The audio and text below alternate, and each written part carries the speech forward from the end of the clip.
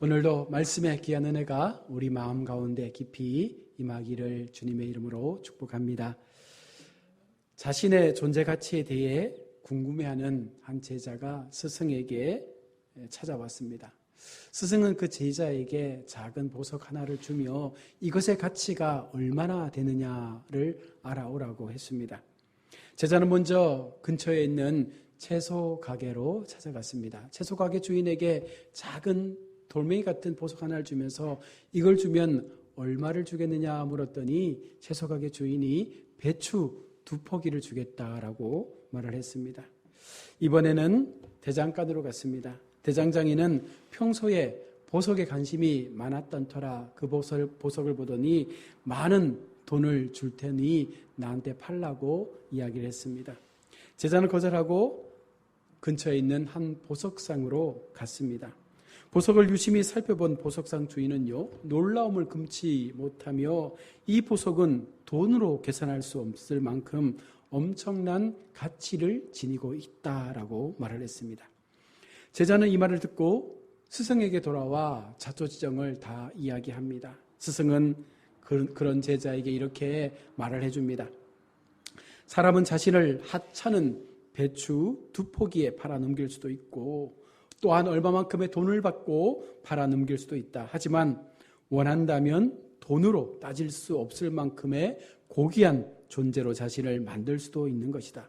그 모든 것은 자신이 어떻게 생각하고 행동하느냐에 따라 다르다라고 말을 했습니다.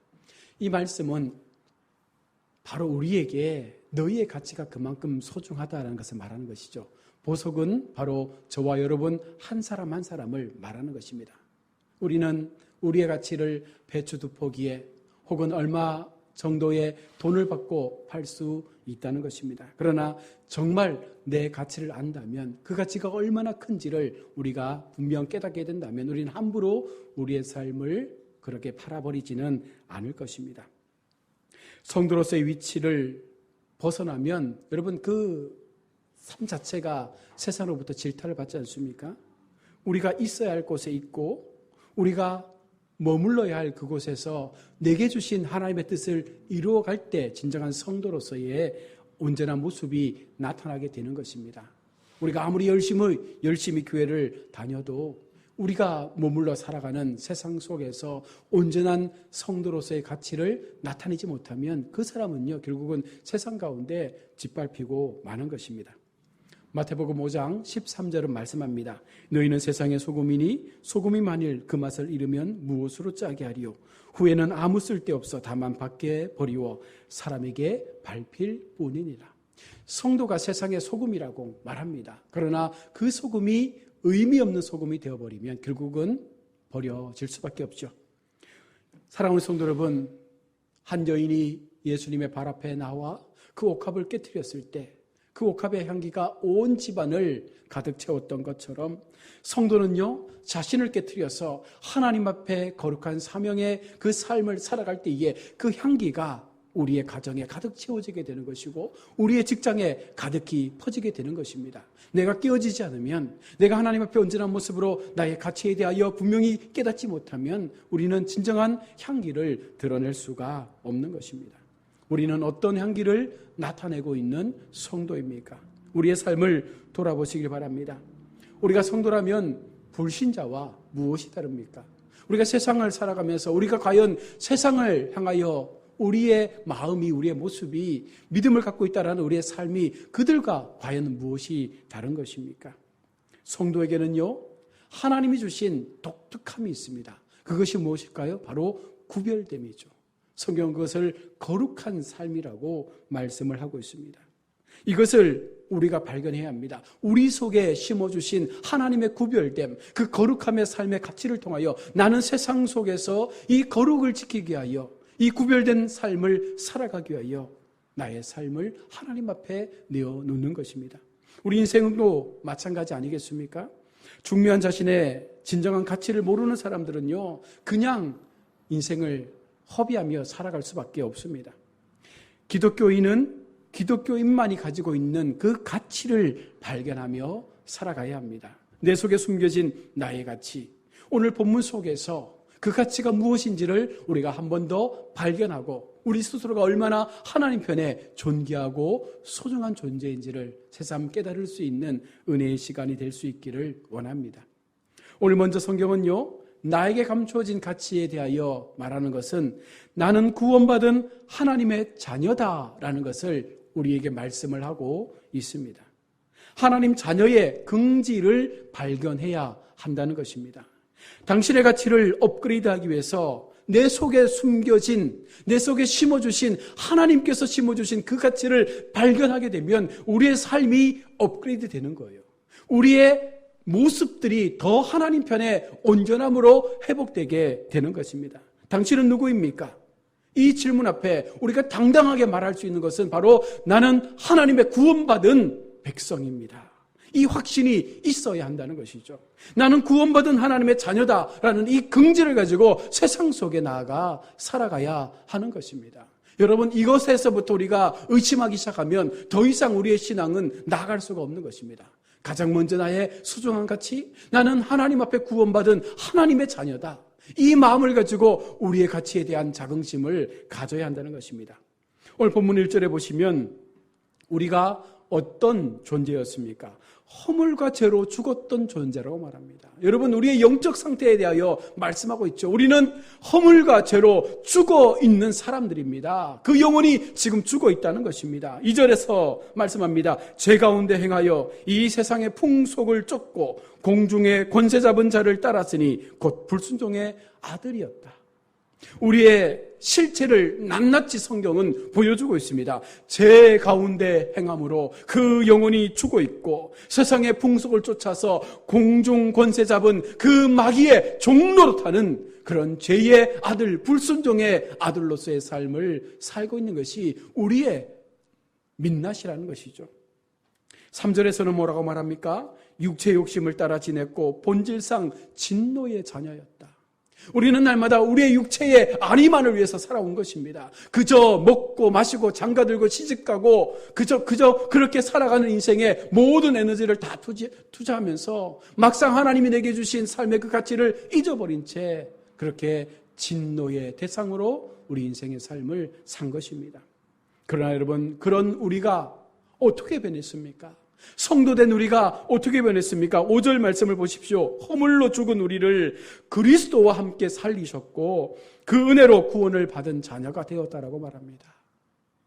죄에 죽어있던 우리를 예수 그리스도의 그 피로 인하여 우리를 다시 살리셔서 그리스도 안에서 우리를 살리셔서 구원의 자녀로 우리를 삼아주셨다라고 우리의 신분을 바꿔주신 거예요. 본질상 진노의 자녀였던 우리가 이제는 하나님의 은혜의 자녀로 우리의 삶의 모습 자체가 완전히 변화되어 버린 것입니다. 13절에 그리스도 예수의 피로 하나님과 합평을 이루는 하나님의 자녀가 되었음을 말씀하고 있습니다. 예수님의 그 십자가의 대속의 죽음을 통해서 이제 우리가 하나님과 합평을 얻을 수 있는 은혜의 자녀가 된 것입니다. 진노의 자녀가 하나님의 자녀가 되었다. 여러분, 이 사실을 우리는 분명 기억하며 살아야 합니다. 나를 구원하기 위해 예수 그리스도의 피의 희생이 있었습니다. 그런 귀중한 희생을 통해서 여러분, 우리의 가치를 하나님께서는요 회복시켜 주신 것입니다. 세상 속에 희망 없이 살았던 그 인생들을 하나님께서 새로운 희망의 가치에 있는 삶으로 우리를 업그레이드 시켜 주신 것입니다. 사랑하는 성도 여러분, 나의 가치를, 지금 자신의 가치를 발견하시길 바랍니다. 하나님 안에서 나의 가치를 새롭게 찾으십시오. 나는 어떤 존재인가? 나는 하나님 앞에 어떤 모습으로 세워졌는가? 여러분, 나는 구원받은 존재다. 나는 하나님 앞에 구원받은 하나님의 자녀다. 이 고백만 있으면 결코 우리의 삶의 모습들이 과거의 모습에서 헤어나오지 못하는 그런 어리석은 인생의 삶은 살지 않을 것입니다. 안타까운 것은 많은 성도가 구원을 받았지만 하나님의 자녀라는 그 자긍심이 없다는 거예요. 오히려 하나님의 자녀라는 그 고백에 대하여 부끄러워하고 사람들 앞에 나의 정체성에 대하여 말하는 것을 꺼려하고 나는 예수 믿는 사람입니다. 나는 어느 교회 성도입니다. 나는 이렇게 하나님을 만났습니다. 내가 믿는 하나님이 나의 주인입니다. 라고 하는 이런 고백들을 하지 못하는 거예요. 오히려 예수 믿느냐고 물으면 대답하지 않습니다. 부끄러워합니다. 왜 그럴까요? 내게 주신 하나님의 은혜에 대한 그 가치를 모르기 때문에 그런 거죠. 세상에 없던 보화보다도 귀한 값진 보화를 내게 주셔서 내가 그것을 통하여 훨씬 더 나은 인생의 삶으로 나아갈 수 있도록 인도하셨는데 그것을 모르니 여러분 우리의 마음이 하나님 앞에 당당할 수가 없는 것이죠. 하나님 안에서 자신의 가치를 새롭게 발견할 수 있는 우리 모두가 될 수 있기를 바랍니다. 두 번째로 우리의 가치는요, 하나님의 걸작품으로 사랑을 받는 존재라는 것입니다. 여러분, 세상이 우리를 사랑해 주는 것이 아니라 하나님께서 우리를 사랑해 주시는 하나님 앞에 사랑받는 존재로 우리가 지음을 받았다는 것이죠. 나의 가치를 업그레이드하기 위해서 여러분, 우리가 생각해야 될 것은 나는 하나님의 사랑을 받아 창조된 위대한 걸작품이다. 저와 여러분 모두가 하나님 앞에 하나님의 손으로 지음받은 위대한 하나님의 작품이라는 사실을 여러분 기억해야 합니다. 많은 경매에서요, 예술가들이 만든 작품을 경매할 때에 그것을 누가 만들었느냐에 따라서 그 가치가 달라지지 않습니까? 하나님께서 우리를 만드셨다는 것은요, 세상의 어떤 위대한 예술가보다도 뛰어난 분이 우리를 창조하신 것입니다. 우리를 만드신 것입니다. 우리를 가치 있게 세상 가운데 드러내신 것입니다. 오늘 본문 2장 10절에 우리는 그의 만드신 바라라고 분명히 하나님께서 우리를 만들어 주셨다라고 말씀합니다. 공동 번역에서는요, 우리는 그의 작품이라고 번역을 하고 있습니다. 우리는 하나님의 작품입니다. 그 작품의 소유권은 하나님에게 있는 것이죠. 그래서 우리는요, 그 작품이 어느 곳에 전시되어 있는지에 따라서 그것을 보는 사람들을 통하여 하나님께서 내가 어떻게 평가되기를 우리는 세상 사람들 속에 보여짐으로 나타나게 되는 것입니다. 나는 하나님의 많은 생각을 통해서 결정된 놀라운 하나님의 작품이라는 사실을 기억하시고 얼마나 우리가 값진 존재인지를 다시 한번 우리가 고백할 수 있길 바랍니다. 그래서 우리는 나를 가치 있는 존재로 여겨야 하죠. 왜? 나의 주인이 하나님이시니까. 나를 만드신 분이 하나님이시니까. 우리가 자신의 가치를 발견하기 위해서 가장 중요한 것은 나는 하나님의 작품이라는 사실을 회복하는 것입니다. 함부로 만질 수 없는, 함부로 범접할 수 없는 아주 위대한 작품이기 때문에 세상에요, 어떤 사람도 만만하게 우리를 대적할 수가 없는 것입니다. 자신을 하나님의 걸작품으로 여길 때 나의 가치가 더 존중받게 되는 그와 같은 놀라운 경험들을 우리 모두가 이룰 수 있기를 바랍니다. 여러분, 미술관에서 작품을 만지지 못하게 하잖아요. 그저 보게 합니다. 보면서 감탄하죠. 와, 대단하다. 그 작품에 숨겨진 의미를 깨달으면 또 한번 감탄하게 되는 것처럼 우리가 하나님 앞에 지음을 받고 세상을 향하여 우리가 내보내어졌을 때에 세상 사람들이 나를 통하여, 여러분을 통하여 하나님의 기쁜 뜻을 발견하게 되면 아, 그렇구나. 저 사람은 하나님의 사람이었구나. 이 고백을 듣게 되는 것입니다.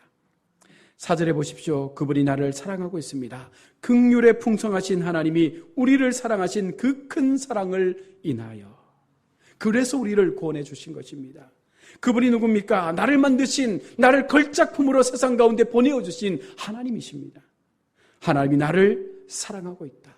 세상의 주인 되신 하나님, 세상의 창조주 되신 그 하나님께서 나를 사랑하고 있다라고 말씀하고 있습니다. 하나님이 나를 사랑하십니다. 여러분, 이것이 중요한 가치죠. 왜? 하나님의 작품이기 때문에 사랑하는 거예요. 작품을 만든 그 예술가들은요, 그 작품에 더 많은 애착을 가지지 않습니까? 너무나 귀하게 여기는 것처럼 하나님은요, 우리를 그와 같은 마음으로 귀하게 여기고 있습니다. 자기를 사랑하십시오. 여러분, 내 가치를 왜 인정하지 못합니까? 하나님의 자녀됨을 왜 인정하지 못합니까? 그것을 인정하는 순간 우리는 훨씬 더 멋진 인생의 삶의 자리에 서게 될 것입니다. 이기적인 욕망과 욕심을 채우는 그런 자기중심의 사랑이 아니라 진정으로 자신의 가치를 인정하고 자기를 존중하고 자기를 보호하는 그와 같은 사랑 가운데 내가 하나님 앞에 소중한 존재로서 여전히 사랑받고 있다는 사실을 기억한다면 우리는 함부로 우리의 삶을 살아내지 못할 것입니다. 여러분, 세상 사람들은 우리를 몰라주고 세상 사람들은 우리를 질타하고 세상 사람들은 우리를 향하여 손가락질하지만 여러분, 그것이 중요한 것이 아닙니다. 정말 중요한 것은 나를 만드신 하나님께서 나를 사랑한다라고 보듬어 주시고 사랑해 주시고 안아주시는 그 사랑. 그래서 우리는 큰 소리로 세상을 향해서 외쳐야 합니다. 나는 꼭 필요한 사람이다. 우리는 세상 앞에 꼭 필요한 사람으로 지음을 받았습니다. 그래서 하나님께서 우리를 먼저 구원의 자녀로 불러주신 것입니다. 자기의 삶에 큰 기대감을 가지고 우리 인생의 삶을 살아가면 그 속에 희망이 있고 기쁨이 있고 그 속에 감사가 있고 감격의 삶이 나타나게 되는 것입니다. 똑같이 예수 믿으며 교회 속에 살아가지만 누구는 감격하며 기쁨으로 살지만 또 누구는 과거의 나의 모습처럼 좌절과 절망 속에 안타까움에 살아가는 인생들도 분명 있다는 것입니다. 세상에 희망을 주기 위하여, 세상에 사랑을 주기 위하여, 세상에 나눔을 주기 위하여 필요한 우리가 되어지기를 원합니다. 나로 인해 세상이 조금이라도 달라질 수 있다면 그것이 얼마나 소중한 가치 있는 인생의 삶이 되겠습니까? 그 삶이 얼마나 하나님 앞에 고귀하고 아름다운 인생의 삶이 되겠습니까? 나로 인해 세상이 조금이라도 밝아질 수 있다면, 나로 인해 세상이 조금이라도 더 건강해질 수 있다면 그것이 얼마나 귀하고 소중한 일이겠습니까? 자신을 향해 외치십시오. 나는 꼭 필요한 사람이다. 여러분, 그 마음을 가지시고 세상을 향하여 한 걸음 한 걸음을 걸어갈 수 있길 바랍니다. 여러분, 나를 내가 존귀하게 여기지 않으면 세상 사람들이 우리를 존귀하게 여길 수가 없습니다.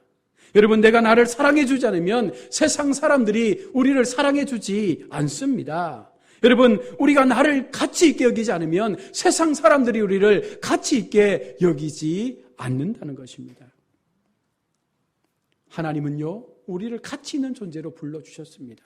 우리를 하나님 앞에서 걸작품으로 세상 사람들이 다 볼 수 있는 자리에 우리를 걸어 놓으셨습니다. 여러분, 그것이 얼마나 소중한 것인지를 깨닫고 가치 있는 삶을 사시길 바랍니다. 마지막 세 번째는요, 자신의 브랜드를 하나님 앞에 온전하게 가꾸어 가야 합니다. 우리의 가치를 업그레이드하기 위해서 진정한 나의 가치를 찾아야 되겠죠. 그러기 위해서는 중요한 나의 브랜드가 뭔가, 내가 어떤 브랜드를 가지고 세상을 살아가고 있는가에 대하여 우리는 고민해야 합니다. 요즘은요, 국가라는 브랜드가 의미 없습니다. 개인 기업들이 너무나 강한 이미지를 가지고 홍보하기 때문에 기업 자체가 브랜드가 되어져서 그 브랜드가 많이 홍보되어지면 그 기업의 주가는 훨씬 더 높게 올라가는 것입니다. 오늘 10절의 말씀을 보십시오. 우리는 그의 만드신 바라 그리스도 예수 안에서 선한 일을 위하여 지으심을 받은 자니 이 일은 우리 하나님이 전에 예비하사 우리로 그 가운데 행하게 하려 하심이라. 우리를 하나님께서 왜 지으셨습니까? 하나님의 선한 일을 행하시도록 하기 위하여 우리를 지었다라고 우리가 지음받은 목적에 대하여 말씀하고 있습니다. 여러분, 하나님께서 우리를 지으셨는데 그 지으심의 목적이 나를 통하여, 여러분을 통하여 세상 가운데 하나님을 향한 선한 일들이 드러나기를 원하신다는 것입니다. 공장에서 만들어진 수많은 제품들은요, 저마다의 목적을 가지고 그 물건들이 만들어진 것처럼 우리가 하나님 앞에 그와 같은 목적을 가지고 지음을 받은 것입니다. 하나님은요, 나를 통하여, 여러분을 통하여 무슨 일을 하고 싶은 걸까요? 하나님께서 말씀하시는 그 선한 일이 무엇이겠습니까? 바로 이 땅에 하나님을 알지 못하는 수많은 영혼들을, 우리처럼 하나님을 몰랐을 때에 죄에 죽어있던 그와 같은 영혼들을 우리가 먼저 하나님 앞에 은혜로 구원을 받았기에 그들을 향하여 하나님의 선함을 선포하고 그들도 하나님의 구원의 백성으로 돌아올 수 있는 이 일들을 감당하는 것이 하나님 앞에 선한 일이 되는 것입니다. 그래서 우리는요, 날마다 이 고백을 해야 됩니다. Made in Jesus. 나를 만드신 분이 하나님이시기에, 또한 나를 만들어 세상에 보내신 분도 하나님이시기에 내게 허락하신 그 작품에 합당한 모습처럼 우리가 세상 가운데에서 그 역할을 감당해야 한다는 것입니다. 하나님은요, 저마다에게 독특한 달란트를 주시고 그 탤런트를 통하여 우리가 세상을 향하여 하나님의 영광의 아름다운 모습을 나타내기를 원하신다는 거예요. 나는 가진 게 없습니다. 나는 재능이 없습니다. 나는 배운 것도 없습니다. 나는 아무것도 할 줄 모릅니다. 여러분, 이것은요, 어떻게 보면 교만한 고백이죠. 하나님은 어느 누구도, 어느 한 사람도 그냥 세상에 허투루 보내지 않았다는 것입니다.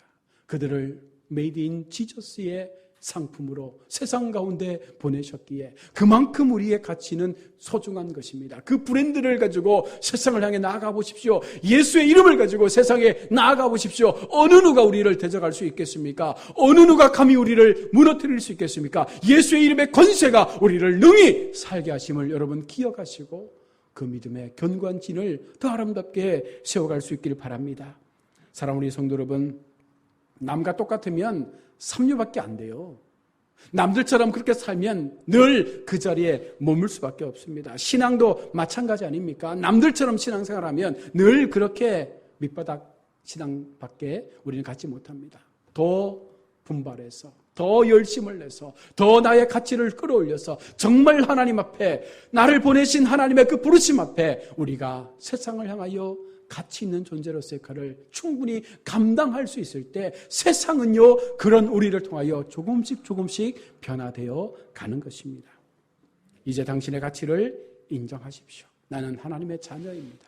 나는 하나님의 구원받은 백성입니다. 나는 하나님의 걸작품입니다. 하나님께서 나를 통하여 선한 일을 이루시기 위하여 우리를 세상 가운데 보내어 주셨습니다. 여러분, 그 마음을 가지고 가정에서 자녀를 대하고 부모를 대하고 이웃을 대하고 형제를 대하고 우리의 모든 삶의 부분들을 우리가 대할 수 있다면 그 속에 놀라운 기적의 은혜가 나타나게 되는 줄로 믿습니다. 다른 사람들의 모조품이나 복사품의 삶이 아니라 하나님께서 나만을 통해서 원하시는 하나님의 걸작품으로서의 삶을 우리가 살아내야 한다는 것입니다. 이때 나는 새로운 가치 창조의 역할을 이뤄내게 되는 것이죠. 끊임없이 나의 브랜드를 준비하시고 개발하십시오. 하나님의 이름에 걸맞는 모습으로 세상을 향하여 선포하십시오. 나의 가치를 세상을 향하여 열심히 증가하십시오. 자랑하십시오. 향기를 드러내십시오. 그 속에 놀라운 일들이 일어나게 될 줄로 믿습니다. 말씀을 맺습니다. 사랑하는 우리 성도 여러분, 하나님은요, 성도를 세우실 때에 그냥 부르시는 것이 아닙니다. 우리를 세상 가운데 세우실 때에 그냥 불러서 보내시는 것이 아닙니다. 하나님의 이름의 권세를 주시고 하나님의 브랜드를 주시고 믿음의 성도라는 그 가치의 고귀함을 주셔서 어느 누구도 감히 범접할 수 없는 소중한 존재로서 우리를 세상 가운데 세웠다는 사실을 기억한다면 결코 우리가 세상을 향하여 쫄 일이 없어요. 더 담대하십시오. 더 용기를 내십시오. 더 힘을 내서 우리의 마음 가운데 주신 그 은혜를 기억하며 또 남은 한 주간도 하나님 앞에 온전한 믿음의 승리의 걸음 걸어가시는 우리 모두가 될 수 있기를 주님의 이름으로 축원합니다.